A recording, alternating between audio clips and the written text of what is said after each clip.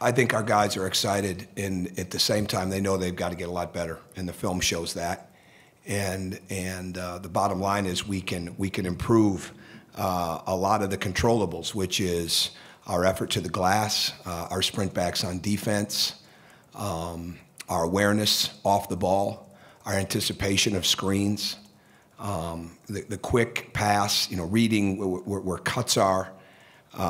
And sometimes not just standing, but reading how we're being played and make a cut. We want to play a lot of random basketball. When the ball is moving, that's our best offense.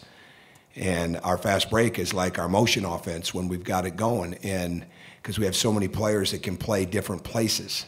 And what we've got to do is continue to make a quick pass with a lot of movement. And that just keeps the game moving. And at the same time, defensively, we've got to do a better job of taking that away. So I know we're excited to play against Eastern.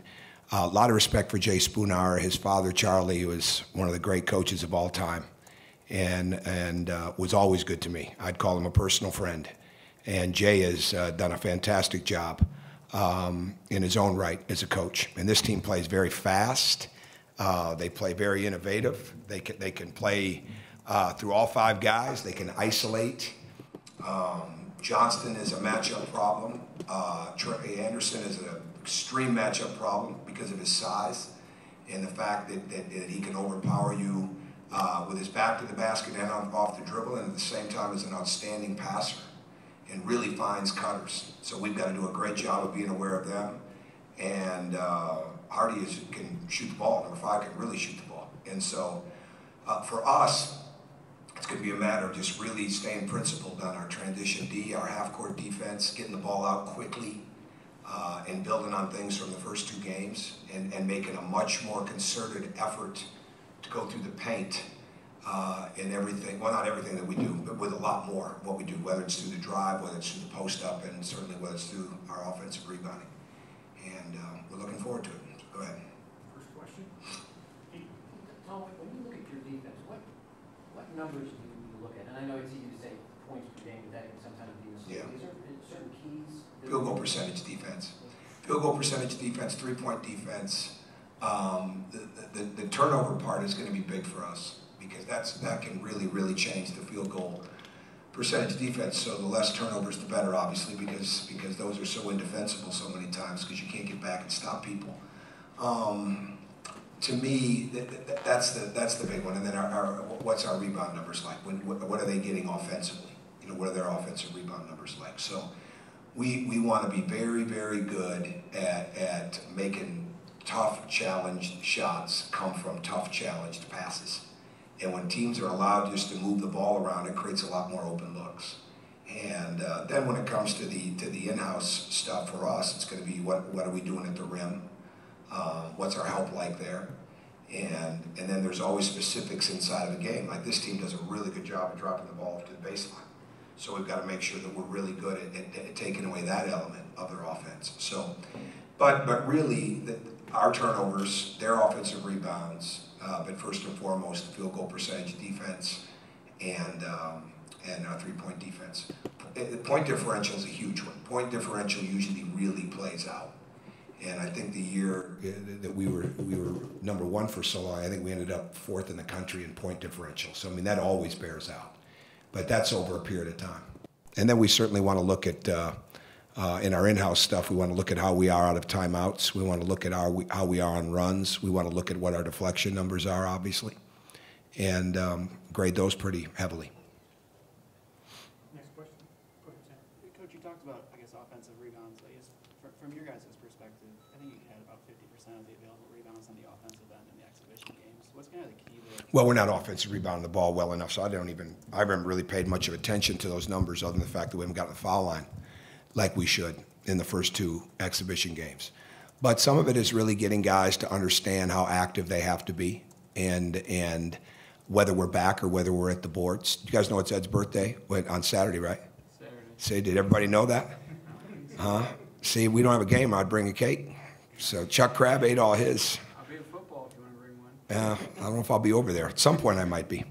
But I think that's the biggest thing for us on that. We can get a lot better there and a lot better with our blackouts. Go ahead.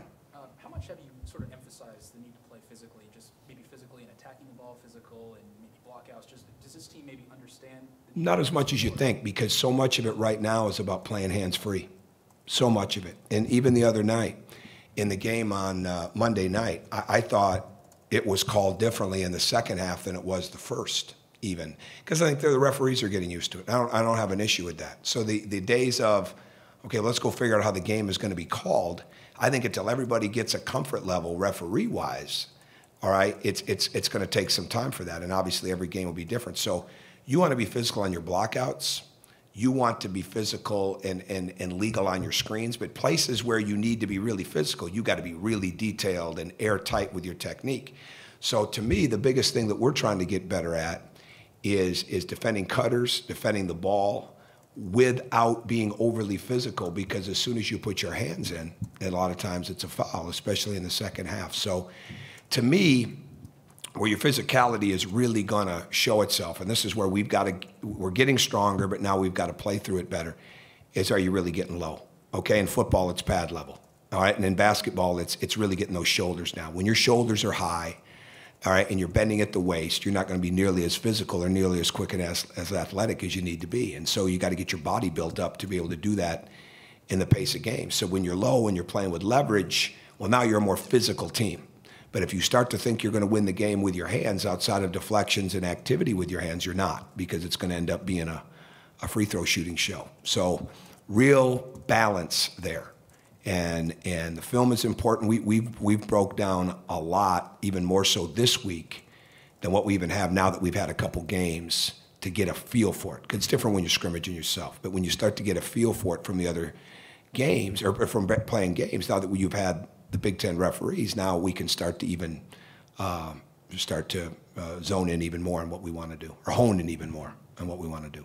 I guess just to follow up on that, I've noticed you kind of chatting up referees at timeouts and things. Is that an effort to kind of get a better sense of what are you seeing? Sure. You know, how are you getting through this call, this rule change, and do you feel more comfortable? I know it's only 2 games, but do you feel more comfortable for those conversations? Oh, yeah. I mean, there's a big difference between being upset about something and trying to get an understanding. And I think we're all in it together. I think the players, the coaches, the referees, we're all in it together in the sense of, because the rules have changed. And it's like the shot clock. Okay, it may not play itself out over 2, 3, 4, 5 games. It's going to play itself out over a period of time.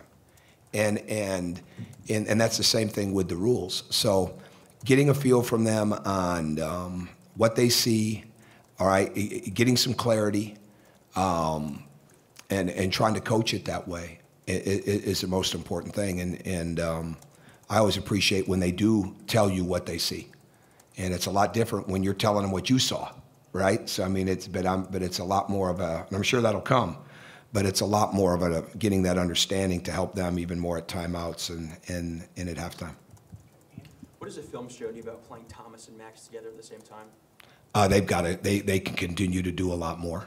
They can continue to be more active offensively, defensively, all the way around. And as you've seen, they both have 3-point range, but being that person that can make those shots. It's a little hard because Colin and Thomas have missed so much time of live action in practice. And we see that on the court. And we're in a minutes limit the other night with Thomas, and somewhat of a minutes limit with Colin. And so it wasn't that I was taking Thomas out because he wasn't playing well. It was more managing it and helping him get ready for situations. They ran some different things that we hadn't spent a lot of time on yet. And so obviously we've done more of that the last couple of days to get ready for different types of actions. But it remains to be seen. I'm no closer to knowing what the starting lineup is tomorrow. I mean, it's just... I don't know. I'll decide sometime tomorrow. But I do like the fact that those guys have played together because I think that's going to be needed, just like it's going to be needed with Jawan. And there'll be times it's Troy, Colin, and one of those guys. I mean, when we can get bigger and still not lose any speed or mobility or ball movement, it'll be good for us. You mentioned managing minutes. Is that something that's kind of ongoing, especially early in the season, to kind of, I guess, to pace some of these young players? Well, you want it to be. We tried to do that with Cody, but when it's time to win the game, it's time to win the game. So I mean, it's more based on there's the injury situation and knowing that it's a long season, and then there's the freshman situation. So it's two. And it's really trying to steal some time, through timeouts, help them continue to learn, help them continue to get better coming off the bench. I didn't think the other day we were very good at all once we'd gone to the bench and coming back. And certainly some guys were, but I mean, it wasn't where it needs to be. So we're not even playing nearly as fast as we're going to play when it comes to the pressure. We got to get our half-court defense solid, and we're working towards that. But eventually, we're going to play a lot faster with pressure. And we're not very good at taking the ball out of bounds yet and getting it up the court. That's something we haven't spent enough time on, and we will. So I mean, there's a lot of room for growth in all of those areas. But managing minutes of young guys is a huge part of that when you have such a long season. Forgive me, I'm asking as much for some of my comrades north of the Michigan border, but Jim's in town this weekend. He said he was going to try to make it to the game tomorrow. I guess, do you know if he'll be there, and just what's this weekend going to be like for you and for him and the family? Well, our house will be full, so I think it's fantastic. He's love Jim. I mean, Jim and John treat me like their brother. They always have, and we're almost 25 years in right now, 24, 25 years. So as far as me knowing them, but I don't know. I think a lot of it will depend on his schedule. I know his family will be there. There'll be other friends of the family that will be there. And if he's there, that's great. And if he wants to sit on the bench like he did before, he can do that. If he wants to sit behind the bench, sit at the scorer's table, whatever he wants. And we'll look forward to seeing him. We'll have our competition, he'll have his competition, and hopefully along the way there'll be some time to see each other as families. But I know Joni and our kids will get a chance to see his wife and children, and so that'll be nice.